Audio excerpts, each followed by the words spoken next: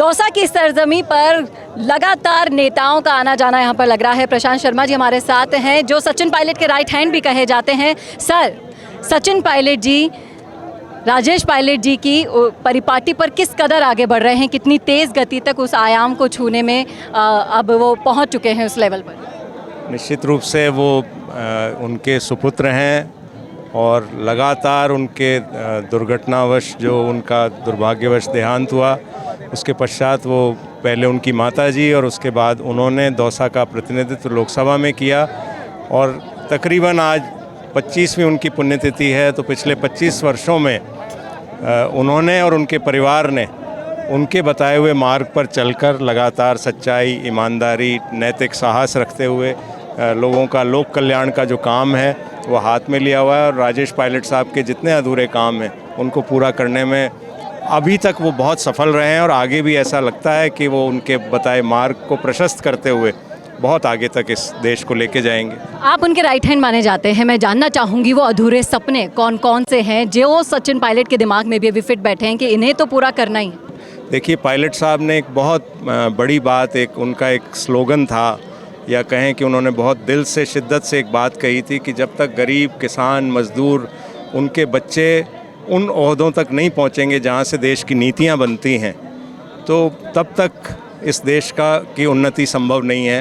तो मैं समझता हूं, जैसा आप देख रहे हैं, पिछले जो भी वर्ष उनके सचिन पायलट जी के प्रदेश में, लोकसभा में जो भी उन्होंने अपना समय गुजारा, उसमें लगातार युवाओं को और प्रतिभाओं को आगे बढ़ाने का काम उन्होंने लगातार किया है। तो मैं समझता हूँ ये उनका, राजेश पायलट साहब का जो सबसे बड़ा सपना था, उसको साकार करने में वो लगातार लगे हुए हैं। और शायद यही खूबी है जो सचिन पायलट को और नेताओं से अलग बनाती है। और जिस तरीके से आज उन्होंने पद तो छोड़ दीजिए, जो कद अपना बना लिया है पायलट ने, आपको क्या लगता है कि उस कद का सम्मान कभी मिल पाएगा उनको?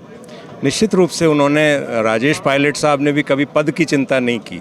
उन्होंने लगातार देशवासियों के साथ प्रेम और स्नेह और लोगों का आशीर्वाद प्राप्त करने का प्रयास किया।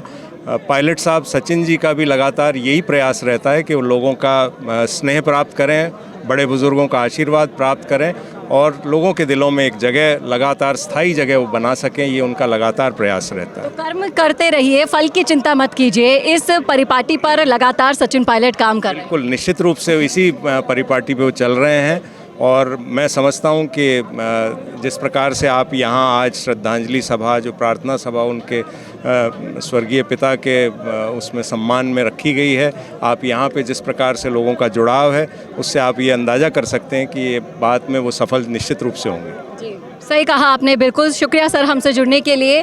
तो सचिन पायलट के लिए बिन बुलाए देश के कोने कोने से पहुंच चुके हैं समर्थक। युवा हो, बुजुर्ग हो, महिलाएं हो, कोई भी पीछे नहीं रहा है। तमाम तरह का जमावड़ा आप मेरे चारों तरफ देख सकते हैं। ये है सचिन पायलट की असली ताकत, असली रुतबा जो हर कोई नहीं कमा सकता। कैमरामैन करण के साथ चेतना शर्मा, संवाद के लिए।